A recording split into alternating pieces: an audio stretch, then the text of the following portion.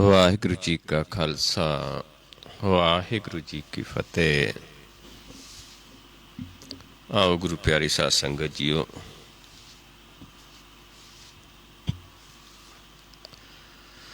ਆਓ ਸੰਗਤ ਰੂਪ ਦੇ ਵਿੱਚ ਜੁੜ ਕੇ ਸਤਿਗੁਰਾਂ ਦੀ ਬਾਣੀ ਦੀ ਵਿਚਾਰ ਕਰੀਏ,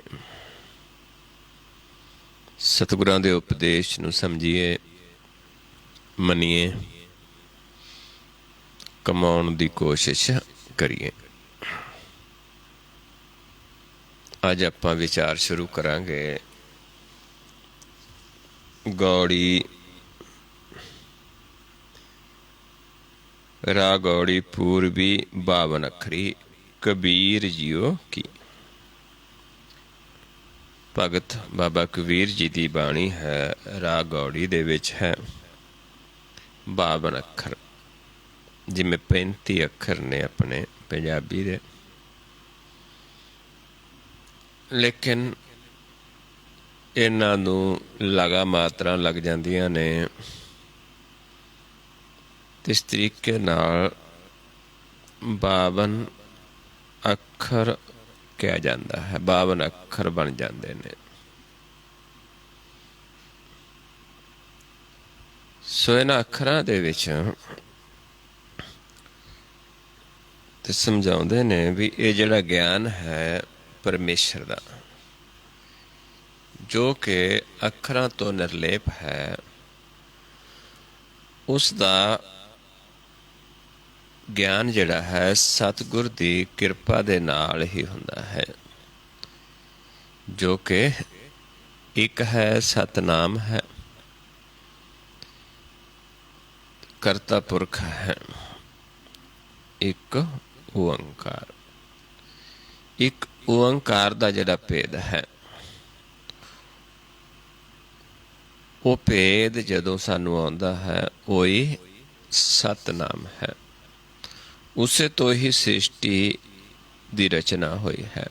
ਪਰਮੇਸ਼ਰ ਨੇ ਨਾਮ ਦੁਆਰਾ ਸ੍ਰਿਸ਼ਟੀ ਰਚੀ ਹੈ, ਉਹ ਕਰਤਾ ਪੁਰਖ ਹੈ।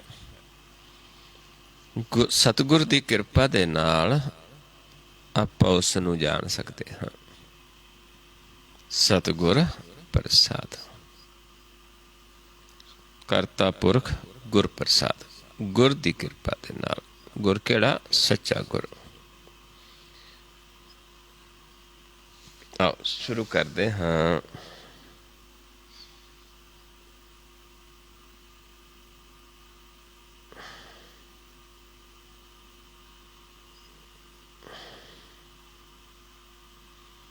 ਇਸ ਦੇ ਵਿੱਚ ਰਹੋ ਪੰਕਤੀ ਨਹੀਂ ਹੈ ਕੋਈ ਵੀ।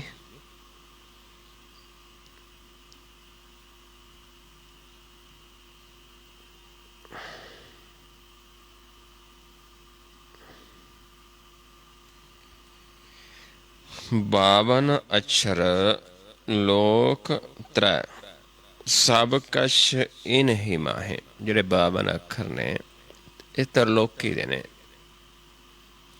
ਜਿਹਦੇ ਵਿੱਚ ਲਗਾ ਮਾਤਰਾ ਵੀ ਆ ਜਾਂਦੀਆਂ ਨੇ। ਇਹ ਤਰਲੋਕੀ ਦੇ ਅੱਖਰ ਨੇ, ਤ੍ਰੈ ਲੋਕ ਦੇ, ਤ੍ਰੈ ਗੁਣਾਂ ਦੇ ਵਿੱਚ ਨੇ। ਤਰਲੋਕੀ ਦਾ ਸਾਰਾ ਕੁਛ ਇਹਨਾਂ ਅੱਖਰਾਂ ਦੇ ਵਿੱਚ ਬਿਆਨ ਕੀਤਾ ਜਾਂਦਾ ਹੈ। ਸਭ ਕੁਛ ਇਨ ਹੀ ਮਾਹੇ। ਤਰਲੋਕੀ ਦਾ ਗਿਆਨ ਇਹਨਾਂ ਅੱਖਰਾਂ ਦੇ ਵਿੱਚ ਹੀ ਲਿਖਿਆ ਜਾਂਦਾ ਹੈ। ਇਹ ਅੱਖਰ ਖਿਰ ਜਾਹੇਂਗੇ, ਉਹ ਅੱਖਰ ਇਨ ਮਹਿ ਨਾਹੇ। ਇਹ ਅੱਖਰ ਹੈ ਜਿਹੜਾ ਨਾਸ ਹੋ ਜਾਂਦਾ ਹੈ, ਖਤਮ ਹੋ ਜਾਂਦਾ ਹੈ। ਇੱਥੇ ਸੰਸਾਰ ਤੱਕ ਨੇ, ਤਰਲੋਕੀ ਤੱਕ ਨੇ।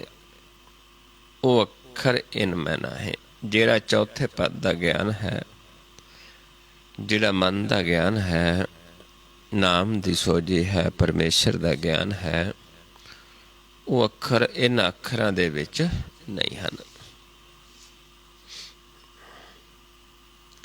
ਜਹਾਂ ਬੋਲ ਤਹ ਅਛਰਾਮ। ਅੱਖਰ ਜਿਹੜਾ ਬੋਲਦੇ ਆਪਾਂ, ਕਿਉਂਕਿ ਜੋ ਬੋਲਦੇ ਹਾਂ ਉਹ ਲਿਖਿਆ ਵੀ ਜਾਂਦਾ ਹੈ।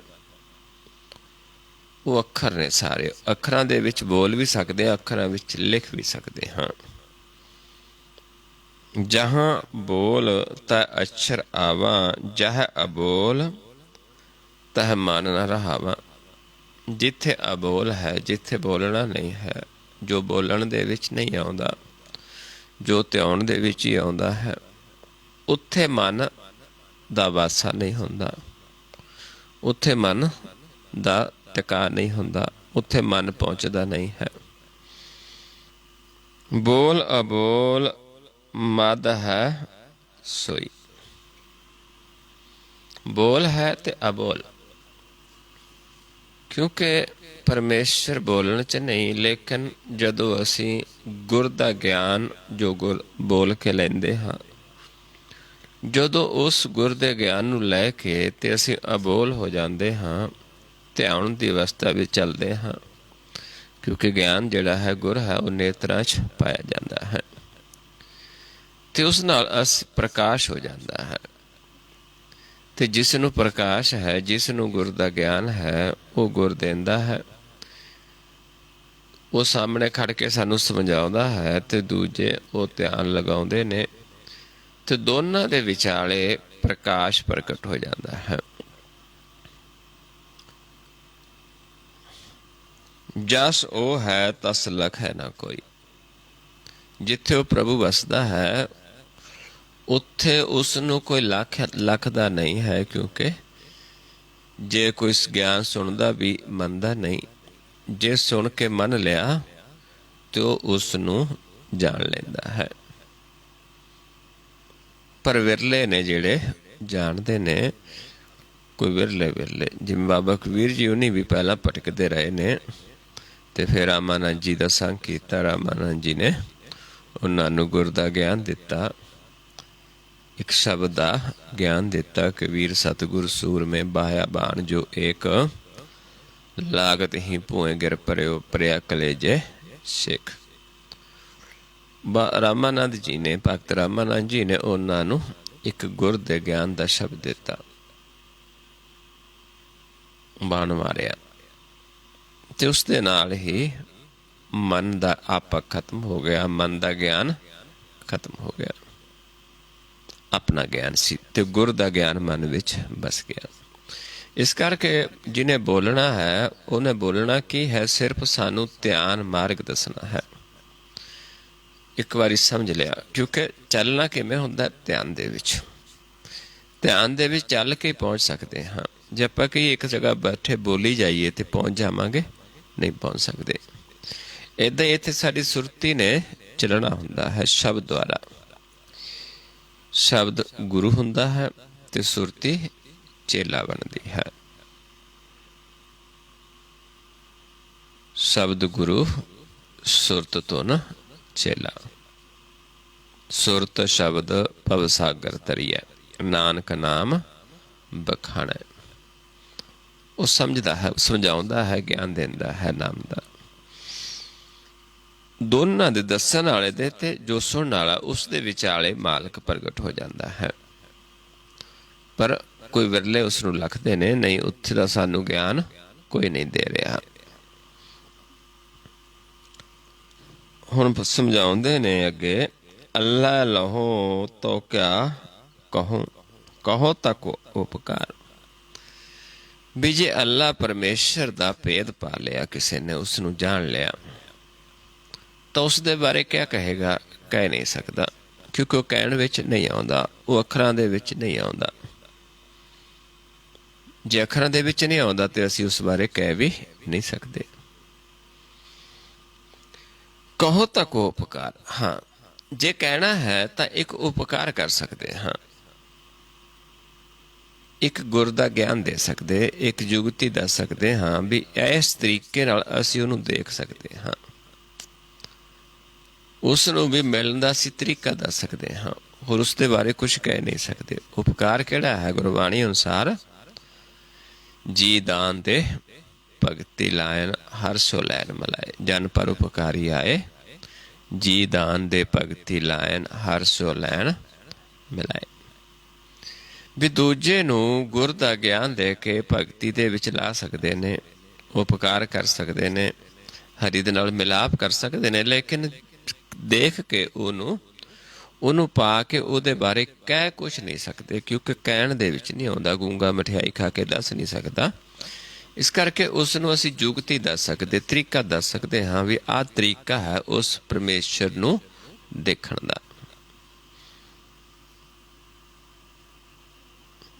ਬਟਕ ਬੀਜ ਮੈਂ ਰਬ ਰਹਿਓ, ਜਾ ਕੋ ਤੀਨ ਲੋਕ ਵਿਸਥਾਰ। ਹੁਣ ਉਹ ਜਿਸ ਪਰਮੇਸ਼ਰ ਦਾ ਵਿਸਥਾਰ ਤ੍ਰਿਲੋਕੀ ਵਿੱਚ ਵੀ ਹੈ ਤੇ ਚੌਥੇ ਪਦ ਵਿੱਚ ਵੀ ਹੈ, ਸਾਰੇ ਪਾਸੇ ਹਰ ਥਾਂ ਤੇ ਹੈ, ਉਸ ਨੂੰ ਅਸੀਂ ਆਪਣੇ ਪਹਿਲਾਂ ਜੋਤ ਰੂਪ 'ਚ ਦੇਖਣਾ ਹੁੰਦਾ ਹੈ। ਸਾਡੇ ਅੰਦਰ ਜੋਤ ਰੂਪ ਦੇ ਵਿੱਚ ਪਰਮੇਸ਼ਰ ਹਾਜ਼ਰ ਹੈ। ਜਦੋਂ ਅਸੀਂ ਜੋਤ ਨੂੰ ਪਹਿਚਾਨ ਲਵਾਂਗੇ ਤੇ ਉਸ ਪਰਮੇਸ਼ਰ ਨੂੰ ਪਹਿਚਾਨ ਲਵਾਂਗੇ। ਆਪਣੀ ਜੋਤ ਨੂੰ, ਜੋ ਸਾਡਾ ਮਨ ਹੈ, ਜੋ ਸਾਡੇ ਸਰੀਰ 'ਚ ਪਰਮੇਸ਼ਰ ਨੇ ਜੋਤ ਰੱਖੀ ਹੈ, ਉਸ ਜੋਤ ਦੁਆਰਾ ਹੀ ਅਸੀਂ ਪਰਮੇਸ਼ਰ ਨੂੰ ਦੇਖ ਸਕਦੇ ਹਾਂ। ਇਸ ਕਰਕੇ ਇਸ ਨੂੰ ਬੀਜ ਵੀ ਕਹਿ ਦਿੱਤਾ ਹੈ, ਜਿਹਨੂੰ ਆਪਾਂ ਸਮਝਾਉਂਦੇ ਹਾਂ ਸੱਚ ਤਾਂ ਪਰ ਜਾਣੀਐ, ਜੇ ਜੁਗਤ ਜਾਣੇ ਜੀਓ, ਦੇ ਕਰਤਾ ਸੋ ਜੁਗਤ ਸੱਚ ਤਾਂ ਪਰ ਜਾਣੀਐ, ਜੁਗਤ ਜਾਣੇ ਜੀਓ, ਧਰਤ ਕਾਇਆ ਸਾਧਕ ਹੈ, ਵਿੱਚ ਦੇ ਕਰਤਾ ਬੀਓ। ਉਹ ਬੀਜ ਹੈ ਜਿਹੜਾ, ਜਿਸ ਨੂੰ ਆਪਾਂ ਕਹਿੰਦੇ ਹਾਂ ਬੀਜ ਮੰਤਰ ਸਰਬ ਕੋ ਗਿਆਨ, ਚੌਂ ਬਰਨਾਮੇ ਜਪੈ ਕੋ ਨਾਮ। ਏਦਾਂ ਸਾਡੇ ਸਰੀਰ 'ਚ ਜੋਤ ਹੈ, ਕਿਉਂਕਿ ਜੋਤ ਦੁਆਰਾ ਇਹ ਸਾਡਾ ਸਰੀਰ ਹੈ। ਤੇ ਆਪਣੀ ਜੋਤ ਨੂੰ ਪਹਿਚਾਨ ਲਿਆ ਤੇ ਉਸ ਨੂੰ ਵੀ ਪਹਿਚਾਨ ਸਕਦੇ ਹਾਂ। ਜਿਵੇਂ ਆਪਾਂ ਪੜ੍ਹਦੇ ਹਾਂ ਕਿ ਜਾਤ ਮੈਂ ਜੋਤ, ਜੋਤ ਮੈਂ ਜਾਤਾ, ਅਕਲ ਕਲਾ ਭਰਪੂਰ ਹੈ। ਜੋਤ ਨੂੰ ਪਹਿਚਾਨ ਕੇ ਆਪਾਂ ਦੇਖ ਸਕਦੇ ਕਿ ਉਹ ਹਰ ਥਾਂ ਤੇ ਹੈ, ਪਰ ਜਦ ਤੱਕ ਅਸੀਂ ਅੰਦਰ ਨਹੀਂ ਲੱਭਦੇ, ਆਪਣੀ ਜੋਤ ਨੂੰ ਨਹੀਂ ਪਹਿਚਾਨਦੇ, ਅਸੀਂ ਉਸ ਨੂੰ ਨਹੀਂ ਪਹਿਚਾਨ ਸਕਦੇ। ਇਸ ਕਰਕੇ ਮਹਾਰਾਜ ਸਮਝਾਉਂਦੇ ਨੇ ਕਿ ਅਸੀਂ, ਸਾਡਾ ਮਨ ਵੀ ਜੋਤ ਸਰੂਪ ਹੈ। ਮਨ ਤੂੰ ਜੋਤ ਸਰੂਪ ਹੈ, ਆਪਣਾ ਮੂਲ ਪਛਾਣ। ਮਨ ਹਰ ਜੀ ਤੇਰੇ ਨਾਲ ਹੈ, ਗੁਰਮਤੀ ਰੰਗ ਮਨ। ਗੁਰ ਦੀ ਮੱਤ ਲੈ ਕੇ ਆਪਣੇ ਆਪ ਨੂੰ ਪਹਿਚਾਨ ਲਵਾਂਗੇ ਤੇ ਫਿਰ ਪਰਮੇਸ਼ਰ ਨੂੰ ਦੇਖ ਸਕਦੇ ਹਾਂ। ਅੱਲਾ ਲਹੰਤਾ ਭੇਦ ਸ਼ੈ, ਕਛ ਕਛ ਪਾਇਓ ਭੇਦ। ਜਿਹੜੇ ਜੀਵ ਫਿਰ ਇਹ ਭੇਦ ਲੈਂਦੇ ਨੇ, ਉਹਨਾਂ ਜੀਵਾਂ ਤੋਂ ਜਿਨ੍ਹਾਂ ਨੇ ਉਸ ਨੂੰ ਜਾਣ ਲਿਆ ਹੈ, ਉਹਨਾਂ ਨੂੰ ਵੀ ਫਿਰ ਭੇਦ ਆਉਣਾ ਸ਼ੁਰੂ ਹੋ ਜਾਂਦਾ ਹੈ। ਜਿਨ੍ਹਾਂ ਨੇ ਪ੍ਰਭੂ ਨੂੰ ਜਾਣ ਲਿਆ, ਭੇਦ ਪਾ ਲਿਆ, ਜੇ ਅਸੀਂ ਉਹਨਾਂ ਤੋਂ ਭੇਦ ਲੈਂਦੇ ਹਾਂ, ਉਹਨਾਂ ਤੋਂ ਗੁਰ ਲੈਂਦੇ ਹਾਂ, ਜੁਗਤੀ ਲੈਂਦੇ ਹਾਂ, ਤੇ ਫਿਰ ਸਾਨੂੰ ਵੀ ਉਸ ਦਾ ਭੇਦ ਆਉਣਾ ਸ਼ੁਰੂ ਹੋ ਜਾਂਦਾ ਹੈ। ਉਲਟ ਭੇਦ ਮਨ ਭੇਦਿਓ, ਪਾਇਓ ਅਪੰਗ ਅਛਿਦ। ਤੇ ਉਹ ਭੇਦ ਕਿਹੜਾ ਹੈ? ਉਹ ਹੈ ਮਨ ਨੂੰ ਉਲਟਾ ਕਰਨਾ, ਮੱਤ ਨੂੰ ਉਲਟੀ ਕਰਨਾ। ਜਦੋਂ ਅਸੀਂ ਮੱਤ ਉਲਟੀ ਕਰ ਲੈਂਦੇ ਹਾਂ ਗੁਰ ਦੇ ਗਿਆਨ ਦੁਆਰਾ, ਮਨ ਨੂੰ ਵੇਖਦੇ ਹਾਂ, ਤੇ ਫਿਰ ਕੀ ਹੈ? ਅਸੀਂ ਪਾ ਲੈਂਦੇ ਅਪੰਗ ਨੂੰ, ਅਛੇਦ ਨੂੰ, ਜਿਸ ਨੂੰ ਨਾ ਤਾਂ ਜਿਸਦਾ ਨਾਸ ਹੁੰਦਾ ਹੈ ਤੇ ਨਾ ਜਿਸ ਨੂੰ ਕੱਟਿਆ ਜਾ ਸਕਦਾ ਹੈ। ਜੋ ਕਿ ਅਪੰਗ ਹੈ, ਅਛੇਦ ਹੈ, ਉਸ ਨੂੰ ਪਾ ਸਕਦੇ ਹਾਂ। ਪਰ ਪਾਇਆ ਕਿਵੇਂ ਜਾਂਦਾ ਹੈ? ਜਦੋਂ ਜਿਨ੍ਹਾਂ ਨੇ ਉਸ ਪ੍ਰਭੂ ਦਾ ਭੇਦ ਲਿਆ ਹੈ, ਜਾਣ ਲਿਆ ਹੈ, ਉਹਨਾਂ ਤੋਂ ਭੇਦ ਲੈ ਕੇ ਅਸੀਂ ਤੇ ਫਿਰ ਮੱਤ ਨੂੰ ਉਲਟੀ ਕਰ ਲੈਂਦੇ ਹਾਂ। ਗੁਰ ਦੇ ਗਿਆਨ ਦਾ ਗੁਰ ਪ੍ਰਸਾਦੀ ਜੀਵਤ ਮਰੈ, ਉਲਟੀ ਹੋਵੇ ਮਤ ਬਦਲਾ ਹੋ। ਨਾ ਫਿਰ ਤਾਂ ਫਿਰ ਮੈਲ ਨਾ ਲੱਗੇ, ਨਾ ਫਿਰ ਜੂਨੇ ਪਾਹੋ। ਏਦਾਂ ਮਨ ਫਿਰ ਪ੍ਰਕਾਸ਼ ਹੋ ਜਾਂਦਾ ਹੈ ਤੇ ਗੁਰ ਦੇ ਗਿਆਨ ਦੁਆਰਾ ਮਤ ਉਲਟ ਜਾਂਦੀ ਹੈ। ਫਿਰ ਉਸ ਪ੍ਰਭੂ ਨੂੰ ਪਾਉਂਦੇ ਹਾਂ, ਪਾ ਲੈਂਦੇ ਹਾਂ। ਤੁਰਕ ਤਰੀਕਤ ਜਾਨੀਐ, ਹਿੰਦੂ ਵੇਦ ਪੁਰਾਨ। ਤੁਰਕ ਨੇ ਤਰੀਕਤ, ਉਹਨਾਂ ਦੇ ਜਿਹੜੇ ਆਉਂਦੇ ਨੇ, ਜਿਵੇਂ ਆਪਾਂ ਭਗਤੀ ਕਰਦੇ ਹਾਂ, ਨੇਮ ਕਰਦੇ ਹਾਂ, ਇੱਦਾਂ ਮੁਸਲਮਾਨਾਂ ਦੇ ਤਰੀਕਤ ਨੇ। ਉਹਨਾਂ ਦੇ 3 4 5 ਨਵਾਜ਼ਾਂ ਹੁੰਦੀਆਂ ਨੇ, ਉਹਨਾਂ ਦੇ ਵਿੱਚ ਫਿਰ ਇਹ ਸਮਝਾਉਂਦੇ ਨੇ ਕਿ ਜਿਹੜੇ ਤੁਰਕ ਨੇ ਉਹ ਜਾਣਦੇ ਨੇ ਤਰੀਕਤ ਨੂੰ, ਤੇ ਜਿਹੜੇ ਹਿੰਦੂ ਨੇ ਉਹ ਵੇਦਾਂ ਪੁਰਾਣਾਂ ਨੂੰ ਪੜ੍ਹਦੇ ਨੇ, ਉਹਨਾਂ ਦੀ ਵਿਚਾਰ ਕਰਦੇ ਨੇ। ਜਾਂ ਆਪਾਂ ਕਹਿ ਲਈਏ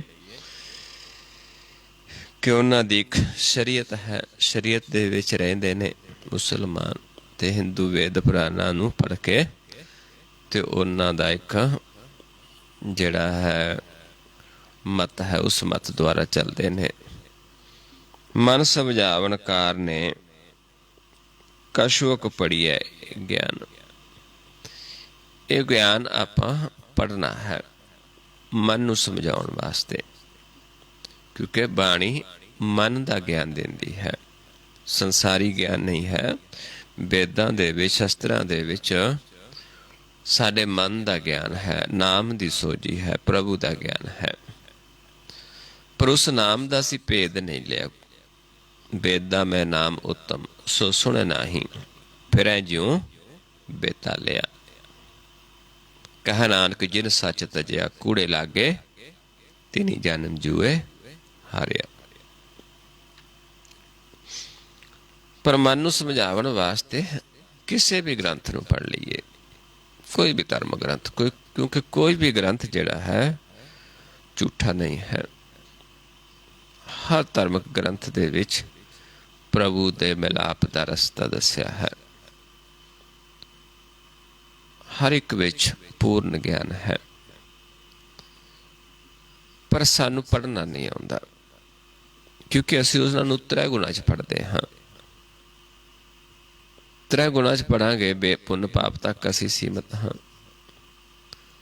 ਚੌਥੇ ਪਦ ਦੇ ਵਿੱਚ ਅਸੀਂ ਵਿਚਾਰਦੇ ਨਹੀਂ। ਇਸ ਕਰਕੇ ਤੇ ਝੂਠਾ ਅਸੀਂ ਕਿਹਨੂੰ ਕਹਿੰਦੇ? ਵੇਦਾਂ ਕਤੇਬਾਂ ਨੂੰ। ਤੇ ਸਾਨੂੰ ਸਮਝਾਉਂਦੇ ਨੇ ਮਹਾਰਾਜ ਕਿ ਵੇਦ ਕਤੇਬ ਕਹੋ ਮਤ ਝੂਠੇ, ਝੂਠਾ ਜੋ ਨਾ ਵਿਚਾਰੇ। ਝੂਠਾ ਹੋ ਜੋ ਉਹਨਾਂ ਨੂੰ ਵਿਚਾਰਦਾ ਨਹੀਂ, ਕਿਉਂਕਿ ਵਿਚਾਰਦਾ ਕਿੱਥੇ ਹੈ? ਤ੍ਰੈ ਗੁਣਾਂ ਦੇ ਵਿੱਚ। ਤ੍ਰੈ ਗੁਣ ਹੈ ਹੀ ਝੂਠ। ਜੇ ਅਸੀਂ ਤ੍ਰੈ ਗੁਣਾਂ 'ਚ ਵਿਚਾਰਾਂਗੇ ਫਿਰ ਉਹ ਵੀ ਝੂਠਾ ਹੈ। ਸੱਚਾ ਕੌਣ ਹੈ? ਜਿਸ ਦੇ ਮਨ ਦੇ ਵਿੱਚ ਪ੍ਰਭੂ ਵਸ ਗਿਆ ਹੈ।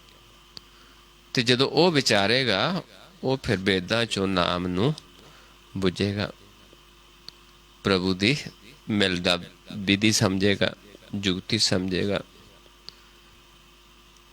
ਤੇ ਫਿਰ ਉਹ ਪ੍ਰਭੂ ਦੇ ਨਾਲ ਮਿਲਾਪ ਕਰੇਗਾ।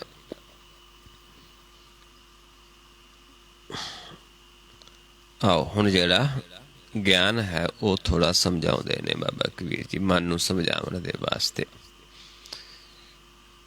ਕਿਉਂਕਿ ਜਦ ਤੱਕ ਗਿਆਨ ਨਹੀਂ ਲੈਂਦੇ, ਧਿਆਨ ਮਾਰਗ ਦੇ ਵਿੱਚ ਵੀ ਨਹੀਂ ਚੱਲਿਆ ਜਾਂਦਾ।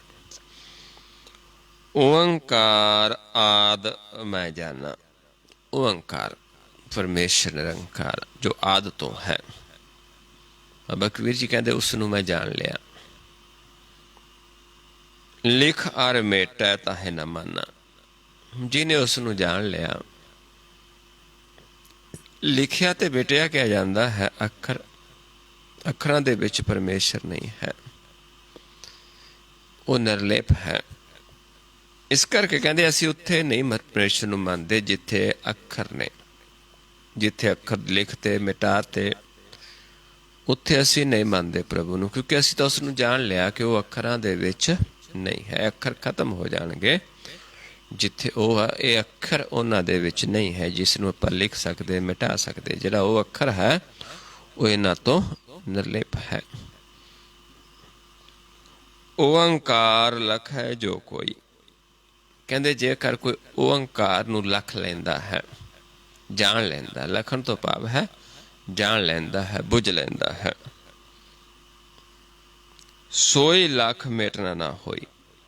ਫਿਰ ਉਹ ਗਿਆਨ ਦਿੰਦਾ ਹੈ ਜਿਹੜਾ ਅੱਖਰਾਂ ਦੇ ਵਿੱਚ ਨਹੀਂ, ਜੋ ਮਿਟਦਾ ਨਹੀਂ, ਜਿਸ ਨੂੰ ਕੋਈ ਮਿਟਾ ਨਹੀਂ ਸਕਦਾ, ਕਿਉਂਕਿ ਉਹ ਅਬਿਨਾਸੀ ਗਿਆਨ ਸ਼ਬਦ ਹੈ, ਜਿਹਨੂੰ ਮਹਾਰਾਜ ਸਮਝਾਉਂਦੇ ਨੇ ਗੁਰ ਕਾ ਸ਼ਬਦ ਸਦਾ ਅਬਿਨਾਸੀ।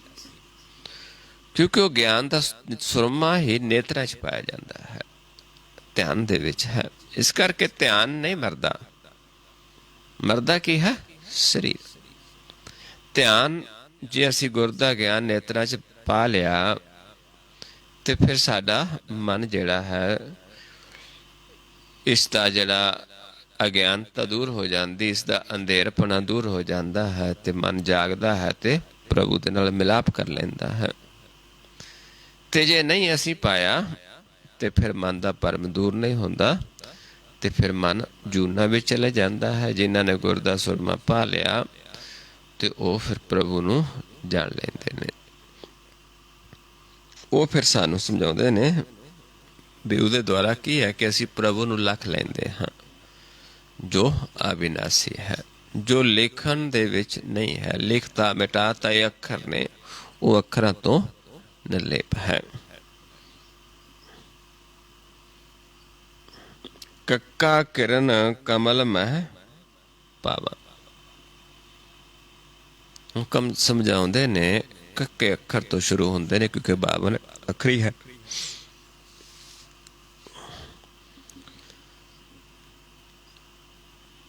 ਕਿਰਨ ਕਮਲ, ਜਿਵੇਂ ਸੂਰਜ ਦੀ ਕਿਰਨ ਪੈਂਦੀ ਹੈ ਕਮਲ ਖਿੜ ਜਾਂਦਾ ਹੈ, ਐਦਾਂ ਹੀ ਅਸੀਂ ਜਦੋਂ ਗਿਆਨ ਦੀ ਕਿਰਨ ਮਨ ਤੇ ਪਾਉਂਦੇ ਹਾਂ ਤੇ ਸਾਡੇ ਮਨ ਤੇ ਪੈਂਦੀ ਹੈ ਤੇ ਮਨ ਪ੍ਰਕਾਸ਼ ਹੋ ਜਾਂਦਾ ਹੈ।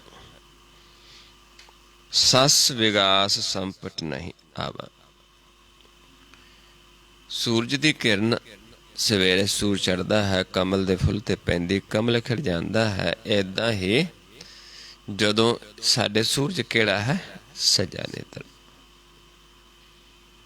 ਜਦੋਂ ਅਸੀਂ ਸੱਜੇ ਨੇਤਰ ਦੀ ਕਿਰਨ ਨੂੰ ਪਾਉਂਦੇ ਹਾਂ ਇਸ ਪੁਆਇੰਟ ਤੇ ਕੀ ਹੁੰਦਾ ਹੈ ਕਿ ਜਿਹੜਾ ਸੱਸਾ ਹੈ, ਸੱਸ ਹੈ ਚੰਦਰਮਾ, ਇਹ ਪ੍ਰਕਾਸ਼ ਹੋ ਜਾਂਦਾ ਹੈ, ਇਸ ਦਾ ਚਾਨਣ ਹੋ ਜਾਂਦਾ ਹੈ।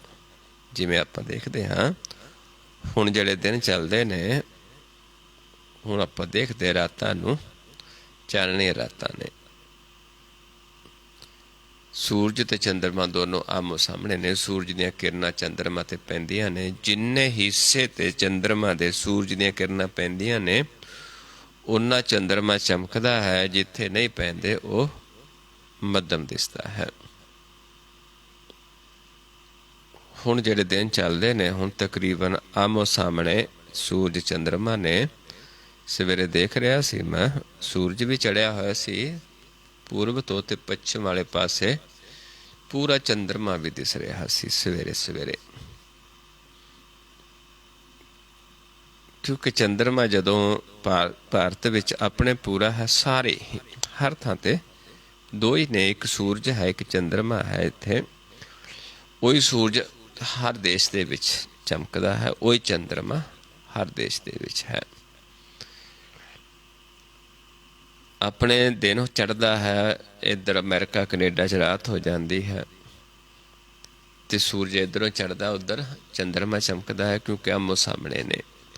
ਇੱਦਾਂ ਸਾਨੂੰ ਸਮਝਾਉਂਦੇ ਨੇ ਜਦੋਂ ਅਸੀਂ ਇਸ ਸੂਰਜ ਦੀ ਕਿਰਨ ਪਾ ਲੈਂਦੇ ਮਨ ਤੇ ਇਹ ਸੂਰਜ ਸਾਡਾ ਜਿਹੜਾ ਚੰਦਰਮਾ ਇਹ ਚਮਕਣਾ ਸ਼ੁਰੂ ਹੋ ਜਾਂਦਾ ਹੈ। ਤੇ ਜਦੋਂ ਚੰਦਰਮਾ ਪ੍ਰਕਾਸ਼ ਹੋ ਗਿਆ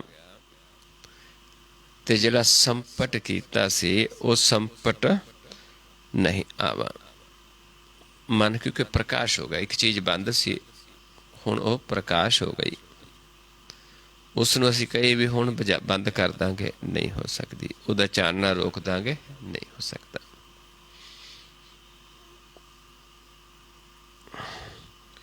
ਅਰਜੇ ਤਹਾਂ ਕੁਸਮ ਰਸ ਪਾਵਾਂ, ਅਰਜੇ ਤਹਾਂ ਕੁਸਮ ਰਸ ਪਾਵਾਂ। ਕਹਿੰਦੇ ਜੇ ਉੱਥੇ ਫਿਰ ਇਸ ਰਸ ਨੂੰ ਸਮ ਤਹਾਂ ਕੁ, ਉੱਥੇ ਕੋਈ ਸਮਰਸ, ਸਦਾ ਸਮਰਸ ਹੁੰਦਾ ਕਿ ਇੱਕ ਦ੍ਰਿਸ਼ਟੀ ਇੱਕੋ ਜਿਹਾ। ਜਿਵੇਂ ਸੂਰਜ, ਹੁਣ ਚੰਦਰਮਾ ਸੂਰਜ ਨੇ ਜਿਹੜੇ ਆਮੋ ਸਾਹਮਣੇ ਨੇ, ਫਿਰ ਕੁਛ ਦਿਨ ਨੂੰ ਕੀ ਹੋਣਾ ਹੈ ਕਿ ਫਿਰ ਇਹਨਾਂ ਨੇ ਇੱਕ ਦਿਸ਼ਾ ਵਿੱਚ ਚਲੇ ਜਾਣਾ ਹੈ, ਫਿਰ ਅੰਧੇਰੀ ਰਾਤ ਆ ਜਾਣੀ ਹੈ। ਪਰ ਜੇ ਆਪਾਂ ਆਪਣੇ ਸੂਰਜ ਨੂੰ ਇਹਦੀਆਂ ਕਿਰਨਾਂ ਚੰਦਰਮਾ ਤੇ ਕਰ ਦਈਏ ਤੇ ਹਰ ਸਮੇਂ ਇੱਕੋ ਅਵਸਥਾ ਦੇ ਵਿੱਚ ਰਹਿਣਾ ਸ਼ੁਰੂ ਕਰ ਦਈਏ, ਸਦਾ ਉਸ ਰਸ ਨੂੰ ਮਾਣਦੇ ਰਹੀਏ, ਰਸ ਨੂੰ ਪ੍ਰਾਪਤ ਕਰ ਲਈਏ। ਅਕਹਿ ਕਹਾ ਕਹਿ ਕਾ ਸਮਝਾਵਾਂ। ਫਿਰ ਜਾ ਕੇ ਜੀਵ ਜਿਹੜਾ ਅਕਹਿ ਕਹਿਣ ਤੋਂ ਬਾਹਰ ਹੈ, ਫਿਰ ਉੱਥੇ ਉਹ ਜੀਵ ਕਹਿ ਕੇ ਸਾਨੂੰ ਸਮਝਾ ਸਕਦਾ ਹੈ, ਸਾਨੂੰ ਗੁਰ ਦੇ ਸਕਦਾ, ਜੁਗਤੀ ਦੱਸ ਸਕਦਾ ਹੈ ਵੀ ਕਿਵੇਂ ਸੂਰਜ ਦੀ ਕਿਰਨ ਨੂੰ ਆਪਾਂ ਪਾਉਣਾ ਹੈ, ਕਿਵੇਂ ਸੂਰਜ ਦੀ ਨੂੰ ਚੰਦਰਮਾ ਦੇ ਸਾਹਮਣੇ ਲੈ ਕੇ ਆਉਣਾ, ਕਿਵੇਂ ਚੰਦਰਮਾ ਦਾ ਵਿਕਾਸ ਹੋਣਾ। ਕਿਉਂਕਿ ਇਸ ਸੰਸਾਰ ਨੂੰ ਰਾਤ ਕਿਹਾ ਹੈ, ਰਾਤ ਦੇ ਵਿੱਚ ਚੰਦਰਮਾ ਹੀ ਚਾਨਣ ਕਰ ਸਕਦਾ ਹੈ, ਸੂਰਜ ਨਹੀਂ ਹੁੰਦਾ। ਇਸ ਕਰਕੇ ਸੂਰਜ ਚੰਦਰਮਾ 'ਤੇ ਪੈਂਦਾ ਹੈ ਤੇ ਚੰਦਰਮਾ ਪ੍ਰਕਾਸ਼ ਦਿੰਦਾ ਹੈ। ਕਹਿਣ ਤੋਂ ਭਾਵ ਜਿੱਥੇ ਸੂਰਜ ਹੈ ਉੱਥੇ ਵੀ ਪ੍ਰਕਾਸ਼ ਹੈ ਜਦੋਂ ਆਮੋ ਸਾਹਮਣੇ ਹੋ ਜਾਂਦੇ। ਜਿੱਥੇ ਸੂਰਜ ਨਹੀਂ, ਰਾਤ ਹੈ, ਉੱਥੇ ਸੂਰਜ ਚੰਦਰਮਾ ਦੁਆਰਾ ਪ੍ਰਕਾਸ਼ ਕਰ ਦਿੰਦਾ ਹੈ। ਪ੍ਰਕਾਸ਼ ਕਿਸ ਦਾ ਹੈ? ਸੂਰਜ ਦਾ ਹੀ ਹੈ। ਲੇਕਿਨ ਉਹ ਚੰਦਰਮਾ ਤੇ ਪੈ ਕੇ ਪ੍ਰਕਾਸ਼ ਕਰਦਾ, ਕਿਤੇ ਸਿੱਧਾ ਪ੍ਰਕਾਸ਼ ਕਰਦਾ ਹੈ। ਉਹ ਫਿਰ ਜੀਵ ਉਹ ਕਹਿ ਕੇ ਉਸ ਨੂੰ ਸਮਝਾ ਸਕਦਾ ਹੈ, ਦੱਸ ਸਕਦਾ ਦੂਜਿਆਂ ਨੂੰ ਵੀ ਇਸ ਤਰੀਕੇ ਨਾਲ ਆਪਾਂ ਸੂਰਜ ਨੂੰ ਦੀਆਂ ਕਿਰਨਾਂ ਚੰਦਰਮਾ 'ਤੇ ਪਾਉਣੀਆਂ ਨੇ, ਆਮੋ ਸਾਹਮਣੇ ਕਰ ਦੇਣੇ ਨੇ, ਤੇ ਫਿਰ ਸਾਡੇ ਚੰਦਰਮਾ ਦਾ ਪ੍ਰਕਾਸ਼ ਹੋਏਗਾ, ਰਾਤ ਦੇ ਅੰਧੇਰੇ ਦੇ ਵਿੱਚ ਚਾਨਣ ਹੋ ਜਾਏਗਾ। ਖੱਖਾ ਇਹ ਹੈ ਖੋੜ ਮਨ ਆਵਾ। ਹੁਣ ਖੱਖੇ ਅੱਖਰ ਤੋਂ ਹੈ, ਪਹਿਲਾਂ ਕੱਕੇ ਅੱਖਰ ਤੋਂ ਸੀ। ਖੋੜੇ ਛਾੜ ਨਾ ਦਹਿ ਦਿਸਦਾ ਵਾ। ਹੁਣ ਸਮਝਾਉਂਦੇ ਨੇ ਵੀ ਏਦਾਂ ਜਿਹੜਾ ਮਨ ਹੈ ਇੱਕ ਥਾਂ ਟਿਕ ਜਾਂਦਾ ਹੈ। ਜਿਵੇਂ ਗਧੇ ਨੂੰ ਪੈਖਰ ਪਾ ਦਿੰਦੇ ਨੇ, ਇੱਥੇ ਅਸੀਂ ਮਨ ਨੂੰ ਗੁਰ ਦੇ ਗਿਆਨ ਦੁਆਰਾ ਇੱਕ ਥਾਂ ਤੇ ਟਿਕਾ ਲੈਂਦੇ ਹਾਂ। ਜਿਹੜਾ ਮਨ 10 ਦਿਸ਼ਾਵਾਂ ਨੂੰ ਤਾਪਦਾ ਸੀ ਉਹ ਫਿਰ ਇੱਕ ਥਾਂ ਟਿਕ ਜਾਂਦਾ ਹੈ। ਖੋੜੇ ਛਾੜ ਨਾ ਦਹਿ ਦਿਸਦਾ ਵਾ। ਜਦੋਂ ਗੁਰ ਦਾ ਗਿਆਨ ਮਨ ਨੂੰ ਵੇਧ ਲੈਂਦੇ ਗੁਰ ਦੇ ਗਿਆਨ ਦੁਆਰਾ, ਫਿਰ ਸਾਡਾ ਮਨ 10 ਦਿਸ਼ਾਵਾਂ ਨੂੰ ਤਾਪਣਾ ਛੱਡ ਦਿੰਦਾ ਹੈ। ਖਸਮੇ ਜਾਨ ਖਿਮਾ ਕਰ ਰਹੇ। ਹੁਣ ਖਸਮ ਨੂੰ ਪਰਮੇਸ਼ਰ ਨੂੰ ਜਾਣ ਲਿਆ,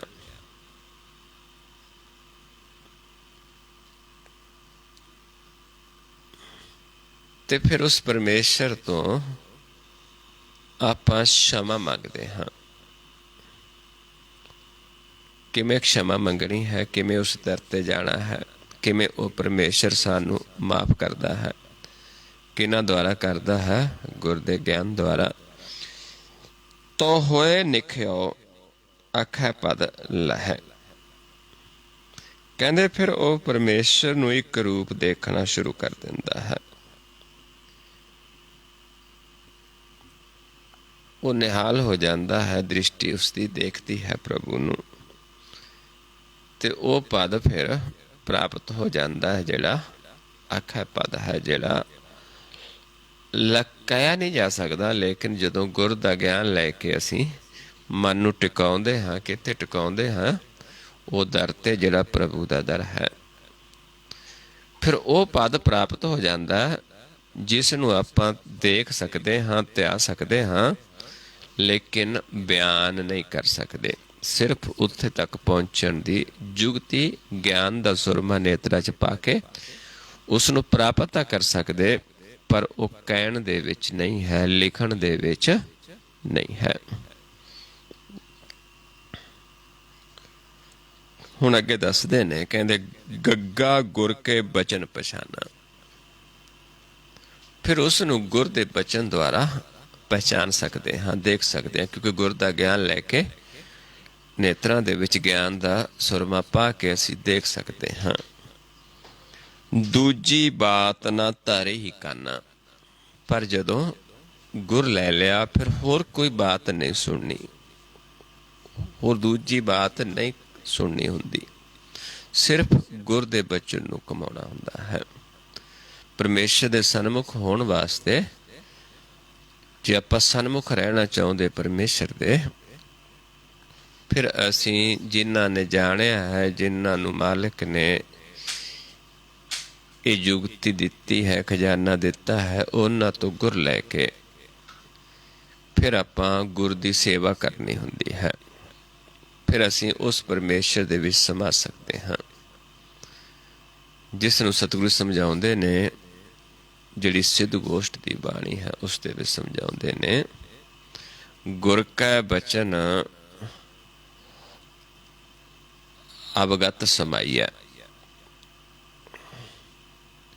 ਤਤ ਨਿਰੰਜਨ ਸਹਿਜ ਲਹੈ। ਗੁਰ ਬਚਨੀ ਅਵਗਤ ਸਮਾਈਐ, ਤਤ ਨਿਰੰਜਨ ਸਹਿਜ ਲਹੈ। ਨਾਨਕ ਦੂਜੀ ਕਾਰ ਨਾ ਕਰਨੀ, ਸੇਵੈ ਸਿੱਖ ਸੁਖ ਖੋਜ ਲਹੈ। ਵੀ ਹੋਰ ਨਾ ਕਰੇ, ਜੋ ਗੁਰ ਦਾ ਵਚਨ ਲੈ ਲਿਆ ਫਿਰ ਉਸ ਦੀ ਸੇਵਾ ਕਰੇ ਤੇ ਉਸ ਨੂੰ ਖੋਜ ਲੈਂਦਾ, ਸਮਾ ਜਾਂਦਾ ਹੈ, ਪਰ ਦੂਜੀ ਕਾਰ ਨਾ ਕਰੇ। ਇੱਦਾਂ ਹੀ ਆਪਾਂ ਰੋਜ਼ ਪੜ੍ਹਦੇ ਹਾਂ ਕਿ ਗੁਰੂ ਦੁਆਰਾ ਜੇ ਕੋਈ ਜੀਵ ਸਨਮੁਖ ਹੁੰਦਾ ਹੈ, ਜੇ ਕੋ ਸਿੱਖ ਗੁਰੂ ਸੇਤੀ ਸਨਮੁਖ ਹੋਵੇ ਤਾਂ ਸਨਮੁਖ ਸਿੱਖ ਕੋਈ ਜੀਉ ਰਹੈ ਗੁਰ ਨਾਲੇ। ਗੁਰ ਕੇ ਚਰਨ ਹਿਰਦੈ ਧਿਆਏ, ਅੰਤਰ ਆਤਮੈ ਸੰਭਾਲੇ। ਆਪ ਛੱਡ ਸਦਾ ਰਹੇ ਪਰਨੈ, ਗੁਰ ਬਿਨ ਅਵਰ ਨਾ ਜਾਣੈ ਕੋਈ।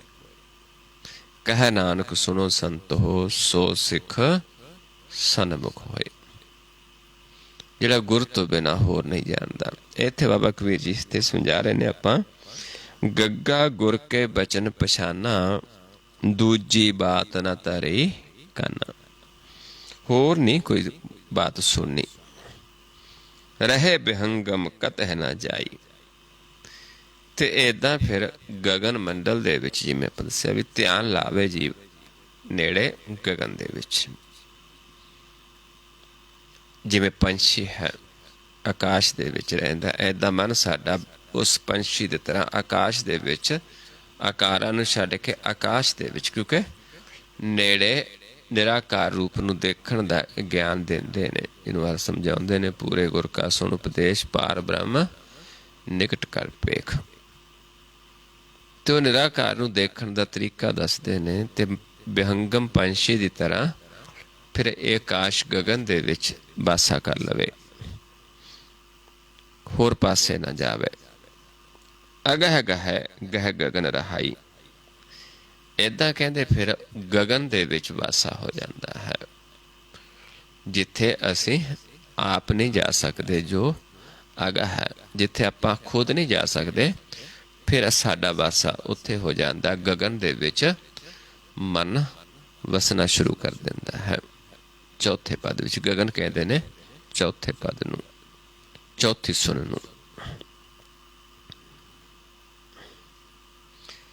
ਕੱਗਾ ਘਟ ਘਟ ਨਿਮ ਸਹਿ ਸੋਈ। ਫਿਰ ਸਾਨੂੰ ਪਤਾ ਲੱਗ ਜਾਂਦਾ ਹੈ ਕਿ ਪ੍ਰਭੂ ਹੈ ਤਾਂ ਸਾਰਿਆਂ ਦੇ ਵਿੱਚ, ਘਟ ਘਟ ਦੇ ਵਿੱਚ ਵਸਦਾ ਹੈ। ਘਟ ਘਟ ਮੈਂ ਹਰ ਜੂ ਵਸੈ, ਸੰਤਨ ਕਹੋ ਪੁਕਾਰ। ਪਰ ਘਟ ਘਟ ਦੇ ਵਿੱਚ ਦੇਖਿਆ ਨਹੀਂ ਕਿਸੇ ਨੇ। ਘਟ ਫੂਟੇ ਘਟ ਕਵੈ ਨਾ ਹੋਈ। ਘਟ ਘਟ ਦੇ ਵਿੱਚ ਪਰਮੇਸ਼ਰ ਵਸਦਾ ਹੈ, ਪਰ ਜਿਸ ਘਟ ਦੇ ਵਿੱਚ ਮਾਲਕ ਵਸਦਾ ਹੈ, ਉਹ ਘਟ ਜਿਹੜਾ ਹੈ ਉਹ ਸਾਡੇ ਤੇ ਉਸ ਦੇ ਵਿੱਚ ਇੱਕ ਦੀਵਾਰ ਆ ਗਈ ਹੈ। ਇਸ ਕਰਕੇ ਉਸ ਘਟ ਨੂੰ ਆਪਾਂ ਕਦੇ ਜਾਣਿਆ ਨਹੀਂ ਹੈ। ਜਦੋਂ ਅਸੀਂ ਦਰ ਖੋਲਦੇ ਹਾਂ ਜਾਂ ਦੀਵਾਰ ਤੋੜ ਦਿੰਦੇ ਹਾਂ, ਫਿਰ ਸਾਨੂੰ ਉਹ ਮਾਲਕ ਪ੍ਰਗਟ ਹੋ ਜਾਂਦਾ ਹੈ। ਜਦੋਂ ਇੱਕ ਵਾਰੀ ਪ੍ਰਗਟ ਹੋ ਗਿਆ, ਫਿਰ ਉਹ ਗੁਪਤ ਨਹੀਂ ਹੁੰਦਾ। 10ਵੇਂ ਦੁਆਰ 'ਚ ਜਦੋਂ ਪ੍ਰਗਟ ਹੋ ਜਾਂਦਾ ਹੈ, ਫਿਰ ਉਹ ਪ੍ਰਗਟ ਹੀ ਰਹਿੰਦਾ ਹੈ। ਪਰ ਜਦ ਤੱਕ ਗਿਆਨ ਨਹੀਂ, ਉਹ ਘਟ ਦੇ ਵਿੱਚ ਵਸਦਾ ਹੈ। ਪਰ ਸਾਨੂੰ ਉਸ ਘਟ ਨੂੰ ਦਾ ਦਰ ਕਿਵੇਂ ਖੋਲ੍ਹਣਾ ਹੈ, ਜਾਂ ਉਹ ਸਾਡੇ ਤੇ ਵਿਚਾਰ ਪਰਮੇਸ਼ਰ ਦੇ ਵਿਚਾਲੇ ਜੋ ਦੀਵਾਰ ਹੈ ਉਸ ਨੂੰ ਕਿਵੇਂ ਤੋੜਨਾ ਹੈ, ਉਹ ਗਿਆਨ ਨਹੀਂ ਹੈ। ਉਹ ਗਿਆਨ ਗੁਰਦੁਆਰਾ ਮਿਲਦਾ ਹੈ। ਤਾਂ ਘਟ ਮਾਹੇ ਘਾਟ ਜੋ ਪਾਵਾਂ। ਫਿਰ ਇਹ ਸਰੀਰ ਦੇ ਵਿੱਚ, ਘਟ ਦੇ ਵਿੱਚ ਉਹ ਘਾਟ ਜਿੱਥੋਂ ਪਰਮੇਸ਼ਰ ਸ਼ੁਰੂ ਹੁੰਦਾ ਹੈ, ਜੋ ਤੇ ਆਪਾਂ ਜਿਵੇਂ ਨਾ ਕਿਸੇ ਘਾਟ ਤੇ ਜਾ ਕੇ ਕੋਈ ਚੀਜ਼ ਲੱਗਦੀ ਹੈ, ਜਿੱਥੋਂ ਆਪਾਂ ਬੇੜੀ ਦੀ ਘਾਟ ਹੁੰਦੀ ਹੈ, ਜਿੱਥੇ ਘਾਟ ਤੇ ਆ ਕੇ ਬੇੜੀ ਕੰਡੇ ਨਾਲ ਲੱਗਦੀ, ਬੇੜੀ ਤੇ ਚੜ੍ਹਦੇ ਹਾਂ। ਏਦਾਂ ਹੀ ਇੱਥੇ ਗੁਰ ਦੇ ਸ਼ਬਦ ਦਾ ਬੇੜਾ ਹੈ, ਜਦ ਅਸੀਂ ਆਪਣੇ ਸਰੀਰ 'ਚ ਉਸ ਘਾਟ ਨੂੰ ਲੱਭ ਲੈਂਦੇ ਹਾਂ ਜਿੱਥੋਂ ਬੇੜਾ ਚੱਲਦਾ ਹੈ, ਜਿੱਥੋਂ ਆਪਾਂ ਫਿਰ ਉੱਤੇ ਨੂੰ ਚੱਲਣਾ ਹੁੰਦਾ ਹੈ ਗੁਰ ਦੇ ਗਿਆਨ ਦੁਆਰਾ। ਜਿਵੇਂ ਆਪਾਂ ਦੇਖਦੇ ਹਾਂ ਹੇਮਕੁੰਟ ਸਾਹਿਬ ਨੂੰ ਜਾਂਦੇ, ਮੈਂ ਤਾਂ ਗਿਆ ਨਹੀਂ ਕਦੇ, ਪਰ ਜੋ ਜਾਂਦੇ ਨੇ ਉਹ ਦੱਸਦੇ ਨੇ ਕਿ ਉੱਥੇ ਗੋਬਿੰਦ ਧਾਮ ਆਉਂਦਾ ਹੈ, ਗੋਬਿੰਦ ਘਾਟ ਆਉਂਦਾ ਹੈ। ਇੱਦਾਂ ਹੀ ਸਾਡੇ ਸਰੀਰ ਦੇ ਵਿੱਚ ਹੀ ਉਹ ਘਾਟ ਹੈ, ਗੋਬਿੰਦ ਘਾਟ, ਗੋਬਿੰਦ ਧਾਮ। ਤੇ ਅਸੀਂ ਫਿਰ ਉੱਚੇ ਥਾਂ ਨੂੰ ਚੜ੍ਹਦੇ ਹਾਂ, ਹੇਮਕੁੰਟ ਨੂੰ। ਸਰੀਰ ਦੇ ਵਿੱਚ ਹੀ ਉਸ ਘਾਟ ਨੂੰ ਆਪਾਂ ਪ੍ਰਾਪਤ ਕਰਨਾ ਹੈ। ਤਾਹ ਘਟ ਮਾਹੇ ਘਾਟ ਜੋ ਪਾਵਾਂ, ਸੋ ਘਟ ਛਾੜ ਅਬ ਘਟ ਕਰਤਾਵਾਂ। ਕਹਿੰਦੇ ਜਦੋਂ ਅਸੀਂ ਆਪਣੇ ਘਰ ਦੇ ਵਿੱਚ ਹੀ ਉਹ ਘਾਟ ਪਾ ਲੈਂਦੇ ਹਾਂ, ਜਿਸ ਘਾਟ ਤੋਂ ਅਸੀਂ ਬੇੜੇ ਤੇ ਚੜ੍ਹ ਕੇ ਪ੍ਰਭੂ ਨੂੰ ਮਿਲ ਸਕਦੇ ਹਾਂ, ਕਹਿੰਦੇ ਫਿਰ ਉਹ ਘਾਟ ਨੂੰ ਅਸੀਂ ਛੱਡਦੇ ਨਹੀਂ। ਸੋ ਘਟ ਛਾੜ ਅਬ ਘਟ ਕਰਤਾਵਾਂ। ਫਿਰ ਕਹਿੰਦੇ ਦੂਜੀਆਂ ਘਾਟਾਂ ਤੇ ਅਸੀਂ ਕਿਉਂ ਜਾਈਏ, ਤੇ ਸਾਨੂੰ ਪਤਾ ਵੀ ਇਸ ਘਾਟ ਤੇ ਆ ਕੇ ਗੁਰ ਦਾ ਬੇੜਾ ਲੱਗਦਾ ਹੈ, ਇਸ ਘਾਟ ਤੋਂ ਹੀ ਅਸੀਂ ਪ੍ਰਭੂ ਨੂੰ ਮਿਲ ਸਕਦੇ ਹਾਂ। ਫਿਰ ਹੋਰ ਘਾਟਾਂ ਤੇ ਅਸੀਂ ਨਹੀਂ ਜਾਂਦੇ, 9 ਦਰਾਂ ਤੇ ਨਹੀਂ ਜਾਂਦੇ, ਜਦੋਂ ਸਾਨੂੰ 10ਵੇਂ ਦੁਆਰ ਦਾ ਸੋਝੀ ਹੋ ਜਾਂਦੀ ਹੈ।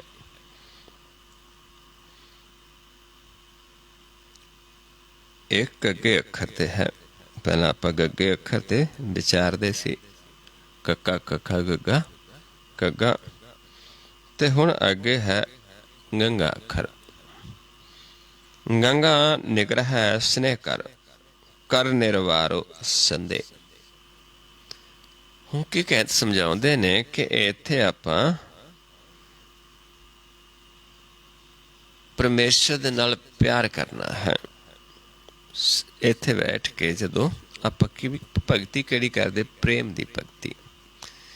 ਤੇ ਜਿਉਂ ਅਸੀਂ ਇਸ ਘਾਟ ਤੇ ਬੈਠ ਕੇ ਪ੍ਰੇਮਾ ਭਗਤੀ ਕਰਦੇ ਹਾਂ, ਉਹਦੇ ਨਾਲ ਕੀ ਹੁੰਦਾ ਹੈ ਕਿ ਸਾਡੇ ਅੰਦਰੋਂ ਜਿਹੜੇ ਸੰਸੇ ਭਰਮ ਨੇ ਉਹ ਖਤਮ ਹੁੰਦੇ ਨੇ। ਜਿਹਨੂੰ ਆਪਾਂ ਪੜ੍ਹਦੇ ਵੀ ਹਾਂ, 8 ਪਹਿਰ ਪ੍ਰਭ ਪੇਖੋ ਨੇਰਾ, ਮਿਟੇ ਅਗਿਆਨ ਬਿਨ ਸੈ ਅੰਧੇਰਾ। ਸੁਣ ਉਪਦੇਸ਼ ਹਿਰਦੇ ਵਸਾਵੋ, ਮਨ ਇੱਛੇ ਨਾਨਕ ਫਲ ਪਾਵੋ। ਇੱਥੇ ਪ੍ਰੇਮ ਭਗਤੀ ਹੈ। ਉਸ ਜਦੋਂ ਅਸੀਂ ਕਰਦੇ ਹਾਂ ਤੇ ਉਹਦੇ ਨਾਲ ਕੀ ਹੁੰਦਾ, ਸਾਡੇ ਅੰਦਰੋਂ ਜਿਹੜੇ ਸ਼ੰਕੇ ਉਹ ਖਤਮ ਹੁੰਦੇ ਨੇ। ਨਿਰਵਾਰੋ ਸੰਦੇ, ਉਹਨਾਂ ਦਾ ਨਿਵਾਰਨ ਹੋ ਜਾਂਦਾ ਹੈ ਤੇ ਪ੍ਰਭੂ ਦੇ ਨਾਲ ਪਿਆਰ ਕਰਨ ਦੇ ਨਾਲ। ਨਾ ਹੀ ਦੇਖ ਨਾ ਭਾਜੀ ਹੈ ਪਰਮ ਸਿਆਣਪ ਇਹ। ਹੁਣ ਸਮਝਾਉਂਦੇ ਨੇ ਵੀ ਜਦੋਂ ਪ੍ਰੇਮ ਪਾ ਕੇ ਸਾਨੂੰ ਇੱਕ ਵਾਰੀ ਦਰਸ਼ਨ ਹੋ ਗਏ ਜਾਂ ਅਸੀਂ ਗੁਰ ਦਾ ਗਿਆਨ ਲੈ ਲਿਆ, ਫਿਰ ਸਿਆਣਪ ਹੀ ਹੈ ਕਿ ਅਸੀਂ ਇਸ ਘਾਟ ਨੂੰ ਛੱਡਣਾ ਨਹੀਂ, ਇਸ ਦਰ ਨੂੰ ਛੱਡਣਾ ਨਹੀਂ ਹੁੰਦਾ, ਭਜਣਾ ਨਹੀਂ ਹੁੰਦਾ। ਸਿਆਣਪ ਹੀ ਹੈ ਕਿ ਦਰ ਨਹੀਂ ਛੱਡਣਾ, ਇਸ ਗੁਰ ਦੇ ਗਿਆਨ ਨੂੰ ਲੈ ਕੇ ਅਸੀਂ ਛੱਡਣਾ ਨਹੀਂ ਹੈ। ਜਦੋਂ ਇੱਕ ਵਾਰੀ ਇਹ ਗਿਆਨ ਲੈ ਲਿਆ, ਉਸ ਘਾਟ ਦਾ ਸਾਨੂੰ ਸੋਝੀ ਆ ਗਈ ਜਿੱਥੇ ਅਸੀਂ ਬੈਠ ਕੇ ਪ੍ਰਭੂ ਦੇ ਨਾਲ ਪ੍ਰੇਮ ਕਰਨਾ ਹੈ, ਜਿੱਥੇ ਸਾਡੇ ਭਰਮ ਦੂਰ ਹੋਣੇ ਨੇ। ਕਹਿੰਦੇ ਉਸ ਥਾਂ ਨੂੰ, ਉਸ ਦਰ ਨੂੰ ਅਸੀਂ ਛੱਡਣਾ ਨਹੀਂ ਹੁੰਦਾ। ਇਹ ਵੱਡੀ ਸਿਆਣਪ ਹੈ। ਜੇ ਅਸੀਂ ਛੱਡ ਗਏ, ਜੇ ਗੁਰ ਤੇ ਸ਼ੰਕਾ ਕਰ ਲਿਆ, ਪਿਆਰ ਨਹੀਂ ਕੀਤਾ, ਤੇ ਫਿਰ ਅਸੀਂ ਸਿਆਣੇ ਨਹੀਂ ਹਾਂ। ਸਾਡੇ ਕੋਲ ਸਿਆਣਪ ਨਹੀਂ ਹੈ। ਸਿਆਣਪ ਇਹ ਹੈ ਕਿ ਅਸੀਂ ਇੱਕ ਵਾਰੀ ਗੁਰ ਦਾ ਗਿਆਨ ਲੈ ਲਿਆ ਤੇ ਅਸੀਂ ਪ੍ਰੇਮ ਕਰਨਾ ਹੈ, ਅਸੀਂ ਇਸ ਦਰ ਨੂੰ ਛੱਡ ਕੇ ਨਹੀਂ ਭਜਣਾ।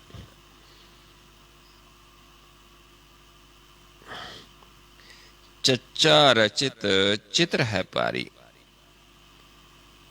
ਹੁਣ ਸਮਝਾਉਂਦੇ ਨੇ ਕਿ ਉਸ ਪ੍ਰਭੂ ਦੀ ਜਿਹੜੀ ਰਚਨਾ ਹੈ, ਰਚਨਾ ਉਹਨੇ ਕਿਹੜੀ ਕੀਤੀ, ਚਿੱਤਰਾਂ ਦੀ, ਆਕਾਰਾਂ ਦੀ, ਰੰਗੀ ਰੰਗੀ ਪਾਤੀ ਕਰ ਕਰ ਜਿਨਸੀ ਮਾਇਆ ਜਿਨ ਉਪਾਈ। ਹੁਣ ਸਾਰਿਆਂ ਦੇ ਵੱਖਰੇ ਵੱਖਰੇ ਚਿੱਤਰ ਨੇ, ਵੱਖਰੇ ਵੱਖਰੀਆਂ ਸ਼ਕਲਾਂ ਨੇ, ਤੇ ਕਿੰਨਿਆਂ ਕੁ ਨੇ ਕੋਈ ਪਤਾ ਹੀ ਨਹੀਂ। ਤਜ ਚਿਤਰੈ ਚੇਤੋ ਚਿਤਕਾਰੀ। ਪਰ ਆਪਾਂ ਚਿੱਤਰ ਤੱਕ ਨਹੀਂ ਰਹਿਣਾ। ਅਸੀਂ ਜਿਸ ਨੇ ਇਸ ਚਿੱਤਰਾਂ ਨੂੰ ਪੈਦਾ ਕੀਤਾ ਹੈ ਉਸ ਨੂੰ ਅਸੀਂ ਚੇਤਨਾ ਹੈ, ਜਿਸ ਦਾ ਆਪਣਾ ਕੋਈ ਚਿੱਤਰ ਨਹੀਂ ਹੈ। ਜਿਹੜਾ ਚਿਤਰੰਗ ਵਿਹੀਨ ਹੈ, ਜਿਹੜਾ ਚਿੱਤਰ ਤੋਂ ਵਿਹੀਨ ਹੈ। ਕਿਉਂਕਿ ਅਸੀਂ ਚਿੱਤਰਾਂ ਨਾਲ ਨਹੀਂ ਜੁੜਨਾ, ਚਿੱਤਰਾਂ ਨੂੰ ਅਸੀਂ ਛੱਡ ਕੇ ਚੇਤਨਾ ਕਿਸ ਨੂੰ ਹੈ? ਇਸ ਚਿੱਤਰਾਂ ਨੂੰ ਪੈਦਾ ਕਰਨ ਵਾਲਾ ਜਿਹੜਾ ਚਿਤਕਾਰੀ ਹੈ। ਚਿੱਤਰ ਵਿਚਿੱਤਰ ਇਹ ਹੈ ਅਵਚੇਰਾ। ਹੁਣ ਅਵਚੇਰਾ ਕੀ ਹੈ ਕਿ ਚਿੱਤਰ ਤੇ ਵਿਚਿੱਤਰ। ਚਿੱਤਰ ਕੀ ਹੈ? ਮਾਇਆ। ਵਿਚਿੱਤਰ ਕੀ ਹੈ? ਮਨ ਜਿਹਦਾ ਕੋਈ ਚਿੱਤਰ ਨਹੀਂ ਹੈ। ਪਰਮੇਸ਼ਰ ਜਿਹੜਾ ਚਿੱਤਰ ਤੋਂ ਰਹਿਤ ਹੈ ਉਹ ਵਿਚਿੱਤਰ ਹੈ। ਕਿਉਂਕਿ ਪਰ ਅਸੀਂ ਚਿੱਤਰਾਂ ਨੂੰ ਦੇਖਦੇ ਹਾਂ ਜਿਵੇਂ ਵਿਚਿੱਤਰ ਹੈ, ਮਨ ਹੈ। ਮਨ ਨੂੰ ਵੀ ਅਸੀਂ ਇੱਕ ਇਹ ਸਮਝ ਲਿਆ ਕਿ ਇੱਕ ਆਕਾਰ ਹੈ। ਇਸ ਕਰਕੇ ਪਰਮੇਸ਼ਰ ਨੂੰ ਵੀ ਅਸੀਂ ਆਕਾਰਾਂ 'ਚ ਦੇਖਦੇ ਹਾਂ। ਅਸੀਂ ਗੁਰੂ ਸਾਹਿਬਾਨਾਂ ਨੂੰ ਵੀ ਆਕਾਰਾਂ 'ਚ ਦੇਖਦੇ ਹਾਂ। ਉਹਨਾਂ ਦੀਆਂ ਵੀ ਅਸੀਂ ਤਸਵੀਰਾਂ ਬਣਾਈਆਂ ਨੇ।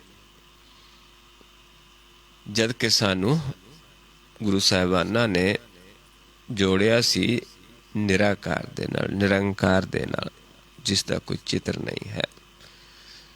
ਨਾ ਛਤਰ ਨਾ ਮਿੱਤਰ, ਨਾ ਪੋਤਰ ਨਾ ਪੁੱਤਰ, ਨਾ ਸਤਰ ਨਾ ਮਿੱਤਰ, ਨਾ ਤਾਤ ਨਾ ਮਾਤ, ਨਾ ਜਾਤ ਨਾ ਪਾਤ, ਨਾ ਚਿੱਤਰ ਨਾ ਮਿੱਤਰ, ਪਰੇ ਹੈ ਪਵਿੱਤਰ ਹੈ।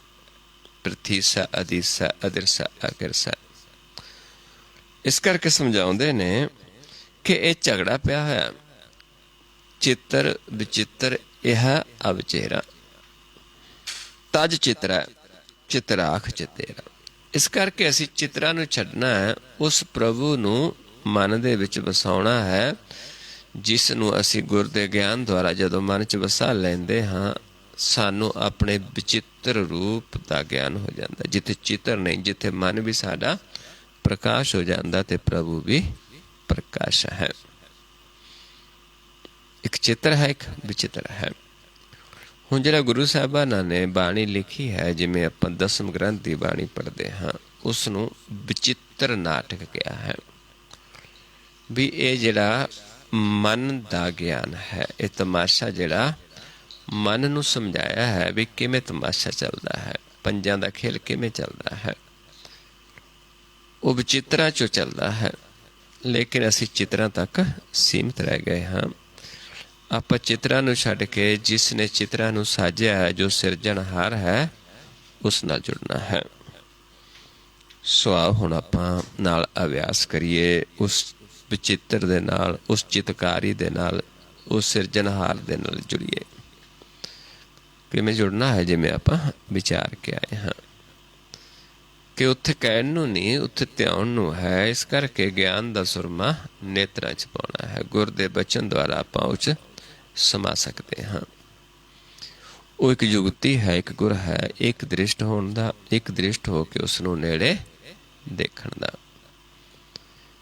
ਹੁਣ ਮਨ ਸਾਡਾ ਸਾਡੇ ਨੇਤਰਾਂ ਦੇ ਵਿੱਚ ਹੈ, ਜੋਤ ਹੈ। ਇਹ ਨੇਤਰੋ ਮੇਰੇ ਹਰ ਤੋਂ ਮੈਂ ਜੋਤ ਧਰੀ, ਹਰ ਬਿਨਾ ਵਰ ਨਾ ਦੇਖੋ ਕੋਈ। ਹੁਣ ਨੇਤਰ ਦੋ ਨੇ, ਦੋ ਜੋਤਾਂ ਨੇ। ਇਸ ਖੱਬੇ ਨੂੰ ਸਾਡੇ ਨੂੰ ਕਹਿ ਦਿੱਤਾ ਹੈ ਚੰਦਰਮਾ, ਇਸ ਨੂੰ ਕਹਿ ਦਿੱਤਾ ਹੈ ਸੂਰਜ।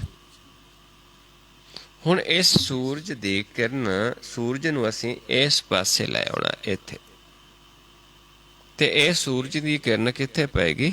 ਚੰਦਰਮਾ ਦੇ ਵਿੱਚ, ਚੰਦਰਮਾ ਦੇ ਉੱਤੇ ਪਏਗੀ। ਜਦੋਂ ਚੰਦਰਮਾ ਤੇ ਪਏਗੀ ਤੇ ਇਸ ਪਾਸੇ ਪ੍ਰਕਾਸ਼ ਹੋ ਜਾਏਗਾ। ਦੋਨੋਂ ਆਮੋ ਸਾਹਮਣੇ। ਹੁਣ ਕੀ ਹੈ? ਦੋਨੋਂ ਇੱਕ ਪਾਸੇ ਨੇ। ਜਿਵੇਂ ਮੱਸਿਆ ਨੂੰ ਦੋਨੋਂ ਇੱਕ ਸਾਈਡ ਚਲੇ ਜਾਂਦੇ ਨੇ, ਇੱਕ ਦੂਜੇ ਤੇ ਨਹੀਂ ਪੈ ਰਹੀ ਰੋਸ਼ਨੀ। ਇਸ ਕਰਕੇ ਜਦੋਂ ਇਸ ਨੂੰ ਇਸ ਪਾਸੇ ਲੈ ਆਵਾਂਗੇ ਤੇ ਇਸ ਦਾ ਕਿਰਨਾਂ ਚੰਦਰਮਾ ਤੇ ਪੈਣਗੀਆਂ ਤੇ ਚੰਦਰਮਾ ਦਾ ਪ੍ਰਕਾਸ਼ ਹੋ ਜਾਏਗਾ ਤੇ ਰਾਤ ਵਿੱਚ ਅੰਧੇਰਾ ਖਤਮ ਹੋ ਜਾਏਗਾ। ਸੋ ਆਓ ਕਿਵੇਂ ਕਰਨਾ ਹੈ? ਆਪਾਂ ਪਹਿਲਾਂ ਤਾਂ ਇਹ ਦੇਖਣਾ ਹੈ ਕਿ ਸਾਡੇ ਜਿਹੜੇ ਨੇਤਰ ਨੇ, ਕਿਆ ਇੱਕ ਦਿਸ਼ਾ ਦੇ ਵਿੱਚ ਨੇ, ਕਿਆ ਆਮੋ ਸਾਹਮਣੇ ਨੇ, ਕਿਸ ਵਾਸਤੇ ਚੱਲਦੇ ਹਾਂ ਅਸੀਂ। ਦੋਨਾਂ ਨੇਤਰਾਂ ਨੂੰ ਇਸ ਪੁਆਇੰਟ ਤੇ ਦ੍ਰਿਸ਼ਟੀ ਨੂੰ ਫੋਕਸ ਕਰਕੇ ਦੇਖਣਾ ਹੈ, ਇੱਥੇ ਸਮ ਕਰਕੇ ਦੇਖਣਾ ਹੈ ਜੇਕਰ ਇੱਥੇ ਦੇਖਣ ਦੇ ਨਾਲ ਸਾਨੂੰ ਆਪਣਾ ਨੱਕ ਦਿਸਦਾ ਹੈ, ਫਿਰ ਸਾਡੇ ਦੋਨੋਂ ਨੇਤਰ ਇੱਕੋ ਦਿਸ਼ਾ ਦੇ ਵਿੱਚ ਆਮੋ ਸਾਹਮਣੇ ਨਹੀਂ ਹਨ। ਜੇ ਨਹੀਂ ਦਿਸਦਾ ਫਿਰ ਆਮੋ ਸਾਹਮਣੇ ਨੇ। ਜੇਕਰ ਨੱਕ ਨਜ਼ਰ ਨਹੀਂ ਆਉਂਦਾ ਫਿਰ ਸਾਡਾ ਚੰਦਰਮਾ ਸੂਰਜ ਚੰਦਰਮਾ ਦੇ ਸਾਹਮਣੇ ਹੈ। ਜੇਕਰ ਦਿਸਦਾ ਹੈ ਫਿਰ ਨਹੀਂ ਹੈ, ਫਿਰ ਦੋਨੋਂ ਇੱਕੋ ਦਿਸ਼ਾ ਦੇ ਵਿੱਚ ਨੇ।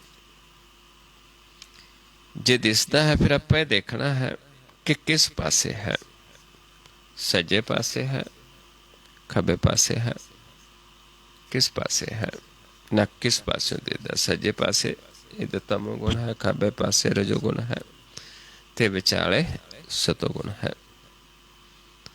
ਇੰਨਾ ਕੁ ਦੇਖਣਾ ਹੈ। ਉਸ ਤੋਂ ਬਾਅਦ ਕੀ ਹੋਏਗਾ ਕਿ ਮੈਂ ਆਪ ਜੀ ਨੂੰ ਇੱਕ ਆਵਾਜ਼ ਦੇਵਾਂਗਾ ਕਿ ਧਿਆਨ ਸਾਹਮਣੇ ਲੈ ਕੇ ਆਓ, ਕਿਉਂਕਿ ਮੈਂ ਸਿਰਫ ਬੋਲਣਾ ਹੈ, ਤੁਸੀਂ ਨਹੀਂ ਬੋਲਣਾ, ਤੁਸੀਂ ਧਿਆਨ ਹੀ ਲਗਾਉਣਾ ਹੈ। ਸਮਝ ਲਓ ਕਿਵੇਂ ਕਰਨਾ ਹੈ।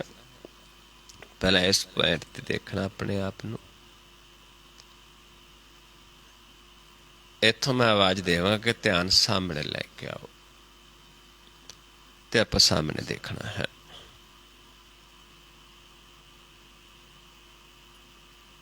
ਫਿਰ ਮੈਂ ਕਹਾਂਗਾ ਮਸਤਕ ਦੇ ਸਾਹਮਣੇ ਲੈ ਜਾਓ, ਫਿਰ ਪਲਕਾਂ ਉੱਤੇ ਚੁੱਕ ਦੇਣੀਆਂ ਨੇ।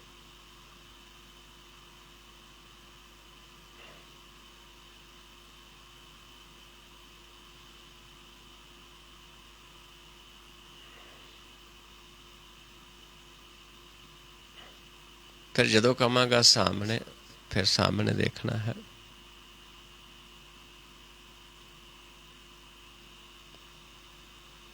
ਫਿਰ ਜਦੋਂ ਕਹਾਂਗਾ ਸਮ ਕਰਕੇ ਦੇਖੋ, ਫਿਰ ਇਸ ਪੁਆਇੰਟ ਦੇਖਣਾ ਹੈ। ਜੇਕਰ ਕਿਸੇ ਜੀਵ ਨੂੰ ਇੱਥੇ ਦੇਖਣ ਦੇ ਨਾਲ ਨੱਕ ਨਜ਼ਰ ਆਉਂਦਾ ਹੈ ਤੇ ਉਸਨੇ ਫਿਰ ਦੇਖਣਾ, ਜਦੋਂ ਆਪਾਂ ਸਾਹਮਣੇ ਮਸਤਕ ਤੱਕ ਧਿਆਨ ਲੈ ਕੇ ਜਾਵਾਂ ਫਿਰ ਵਾਪਸ ਆਵਾਂਗੇ ਕਿ ਨੱਕ ਦਿਸਣੋਂ ਹਟ ਗਿਆ। ਅਗਰ ਉਸਨੂੰ ਨੱਕ ਦਿਸਣੋਂ ਹਟ ਗਿਆ ਤੇ ਉਸ ਦਾ ਸੂਰਜ ਜਿਹੜਾ ਚੰਦਰਮਾ ਦੇ ਸਾਹਮਣੇ ਆਉਣਾ ਸ਼ੁਰੂ ਹੋ ਗਿਆ,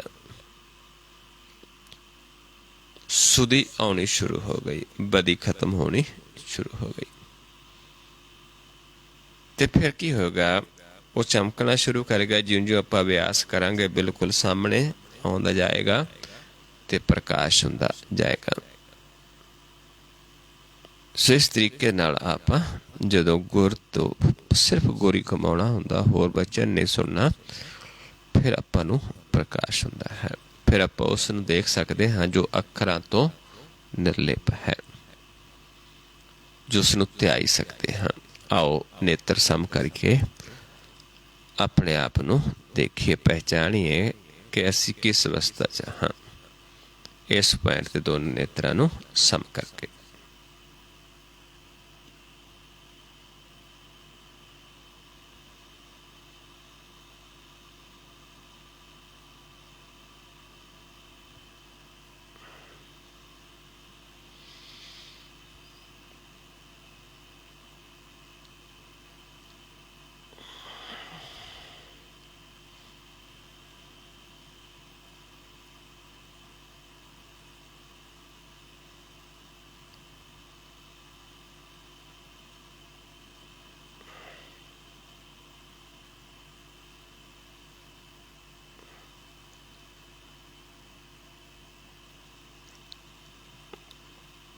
सामने लेके आओ ध्यान, सामने देखो।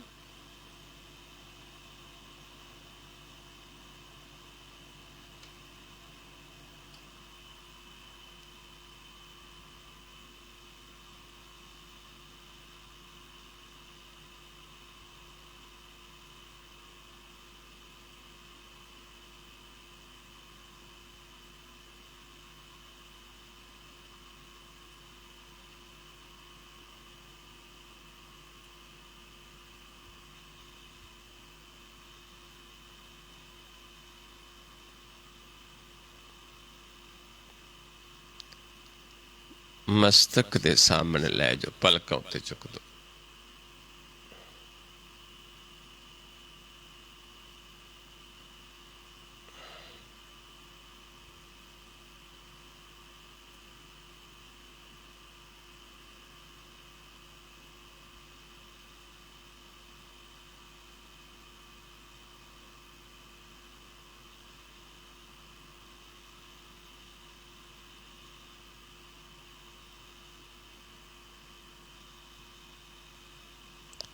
फिर सामने लेके आओ।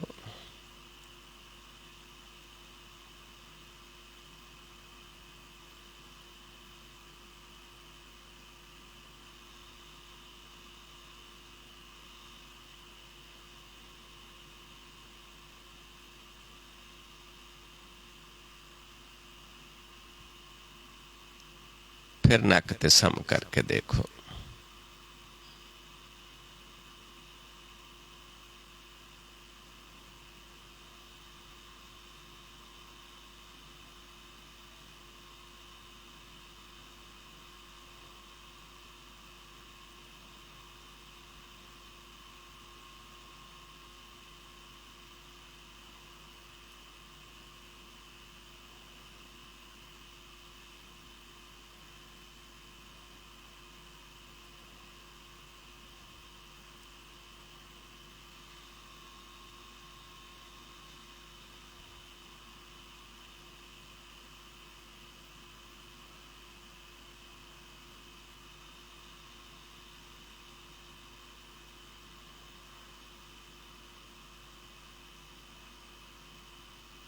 देखना है जेकर किसी ਨੂੰ ਪਹਿਲਾਂ ਨੱਕ ਨਜ਼ਰ ਆਉਂਦਾ ਸੀ ਕਿ ਹੁਣ ਨਜ਼ਰ ਆਉਣੋਂ ਹਟ ਗਿਆ। ਜੇ ਨੱਕ ਨਜ਼ਰ ਆਉਣੋਂ ਹਟ ਗਿਆ ਤੇ ਸਮਝ ਲਓ ਇੱਕ ਦ੍ਰਿਸ਼ਟ ਹੋ ਗਿਆ, ਉਸ ਦਾ ਸੂਰਜ ਇਸ ਪਾਸੇ ਆ ਗਿਆ ਚੰਦਰਮਾ ਦੇ ਸਾਹਮਣੇ। ਹੁਣ ਆਪਾਂ ਪਹਿਚਾਣ ਕਰਨੀ ਹੈ, ਪਰ ਪਹਿਚਾਣ ਕਦੋਂ ਹੋਏਗੀ? ਜਦੋਂ ਗੁਰ ਨੂੰ ਸਾਡੇ ਤੇ ਵਿਸ਼ਵਾਸ ਆ ਜਾਏਗਾ। ਪਹਿਲਾਂ ਅਸੀਂ ਗੁਰ ਤੇ ਵਿਸ਼ਵਾਸ ਕਰਨਾ ਹੈ। जाकै मन गुर की प्रतीत, तिस जन आवे हर प्रभ चीत। जिस नूं मन नूं गुर दी प्रतीत आ गई, गुर ते भरोसा आ गया, उस नूं प्रभु चित्त च आके वसदा है। फिर गुर नूं साडे ते भरोसा होना चाहिए है। बीस विसवे गुर का मन मानै, सो सेवक परमेश्वर की गत जानै। सो इस तरीके नाल आपां जदों पूरे विश्वास नाल अभ्यास करांगे, हर ध्याई एहसास ग्रास पूर्ण विश्वास, क्यों मनो विसारिए जियो, पूरे विश्वास दे नाल ते फिर सानू प्रकाश होएगा। सो हुण आपां ध्यान नीचे लैके चलीए, अपनी दृष्टि नूं नीचे लै जाइए। जो थल्ले विषय है उस तो कपड़ा है, फर्श है, उस तो थोड़ा ऊपर देखना है, रिलैक्स। इत्थे सानू प्रकाश अनुभव होना शुरू होएगा। जिमें लहरां हुंदियां ने सरोवर दे विच जलदियां, इदां सानू प्रकाश दी हलचल अनुभव होएगी।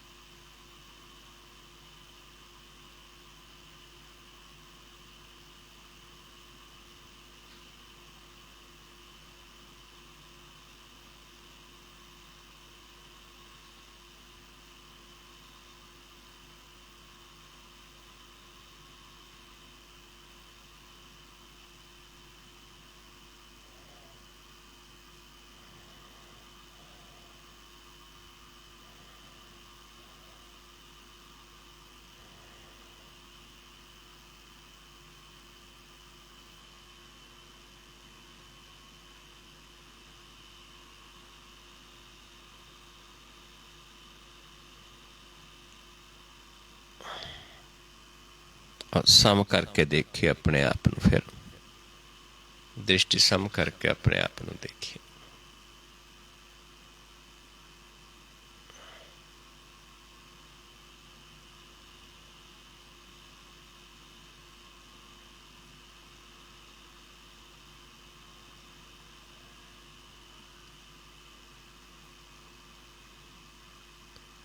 फिर नीचे लाए जो ध्यान,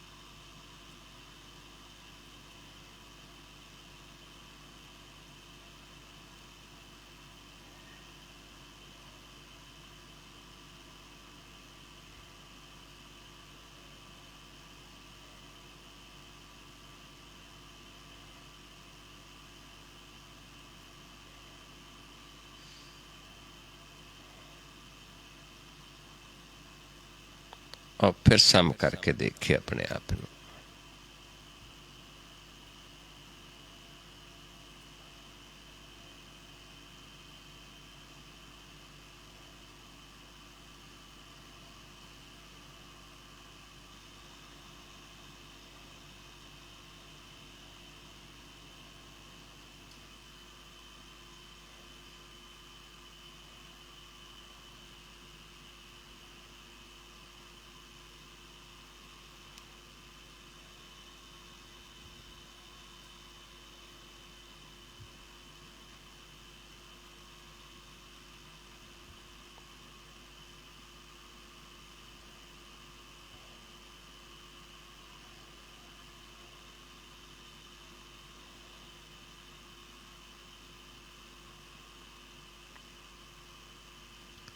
ਵਾਹਿਗੁਰੂ ਜੀ ਕਾ ਖਾਲਸਾ, ਵਾਹਿਗੁਰੂ ਜੀ ਕੀ ਫਤਿਹ। ਸੋ ਗੁਰਮੁਖ ਪਿਆਰਿਓ, ਇਸ ਤਰੀਕੇ ਦੇ ਨਾਲ ਜੇ ਆਪਾਂ ਧਿਆਨ ਲਾਵਾਂਗੇ ਤੇ ਜੋ ਜੀਵ ਅਨੁਭਵ ਹੋਣਾ ਸ਼ੁਰੂ ਹੋ ਜਾਂਦਾ ਹੈ, ਜਿਸ ਨੂੰ ਦਰਸ਼ਨ ਹੋਣੇ ਸ਼ੁਰੂ ਹੋ ਜਾਂਦੇ ਨੇ, ਜੇਕਰ ਉਹ ਬਿਆਨ ਕਰਨ ਦੀ ਕੋਸ਼ਿਸ਼ ਕਰਦਾ ਹੈ ਤੇ ਬਿਆਨ ਕਰ ਨਹੀਂ ਸਕਦਾ। ਤੇ ਅਖੀਰ ਕੀ ਕਹਿ ਦਿੰਦਾ ਕਿ ਮੈਨੂੰ ਬਿਆਨ ਨਹੀਂ ਕਰਨਾ ਆਉਂਦਾ, क्योंकि उसनूं बयान नहीं कर सकता कोई, सिर्फ उसके आनंद नूं मार सकता है। की उदाहरण देवांगे किसी नूं, उहदे वर्गा दूजा है कोई नहीं। इस करके बाबा कबीर जी समझाउंदे ने, कबीर देख के क्या कहूँ, कहे ना को पत्याए, हर जैसा तैसा ओही, रहूं हरख गुण गाए। ਕਹਿੰਦੇ ਉਹਦੇ ਵਰਗਾ ਦੂਜਾ ਹੈ ਹੀ ਨਹੀਂ। ਇਸ ਕਰਕੇ ਕਿਆ ਕਹੀਏ ਦੇਖ ਕੇ ਕਿਸੇ ਨੂੰ। ਹਾਂ, ਉਹਦੇ ਗੁਣ ਗਾਉਂਦੇ ਹਾਂ ਅਸੀਂ, ਉਸ ਨੂੰ ਦੇਖਣ ਦਾ ਤਰੀਕਾ ਦੱਸਦੇ ਹਾਂ, ਜੁਗਤੀ ਦੱਸਦੇ ਹਾਂ, ਕਿਉਂਕਿ ਅਸੀਂ ਵੀ ਜੁਗਤੀ ਲਈ, ਅਸੀਂ ਜੁਗਤੀ ਨੂੰ ਸੰਭਾਲਿਆ, ਕਮਾਇਆ ਅਤੇ ਅਸੀਂ ਸੰਸਾਰ ਨੂੰ ਦੇ ਰਹੇ ਹਾਂ। ਪਰ ਲੈਂਦਾ ਕੌਣ ਹੈ? ਜਿਹਨੇ ਪ੍ਰਭੂ ਨੇ ਮਸਤਕ 'ਤੇ ਭਾਗ ਪਾਏ ਨੇ। ਗੁਰਦੀਨੀ ਵਸਤ ਕਬੀਰ ਕੋ, ਲੇਵੂ ਵਸਤ ਸਮਾਰ, कबीर दी संसार को लीने जिस मस्तक पाक। सो प्यारो, इस तरीके नाल आपां अभ्यास करांगे तो उस प्रभु नूं जान लवांगे जिहड़ा अखरां तो बाहर है, जिहड़ा बेदां किताबां तो बाहर है, जो कि ज़ाहरा ज़हूर नज़र आउंदा है, जिस दे ज़ाहरा ज़हूर प्रगट हो जाता है। ਉਹੀ ਗੁਪਤ ਸੀ, ਉਹੀ ਪ੍ਰਗਟ ਹੋ ਜਾਂਦਾ ਹੈ। ਸੋ ਇੰਨੇ ਕੁ ਵਿਚਾਰ ਕਰਦੇ ਹਾਂ, ਬਹੁਤ ਸਾਰੀਆਂ ਭੁੱਲਾਂ ਹੋ ਜਾਂਦੀਆਂ ਹਨ। ਆਪ ਸੰਗਤ ਸਤਿਗੁਰੂ ਜੀ ਬਖਸ਼ਣ ਜੋਗ ਹੋ, ਬਖਸ਼ ਲੈਣਾ ਜੀ। ਵਾਹਿਗੁਰੂ ਜੀ ਕਾ ਖਾਲਸਾ, ਵਾਹਿਗੁਰੂ ਜੀ ਕੀ ਫਤਿਹ।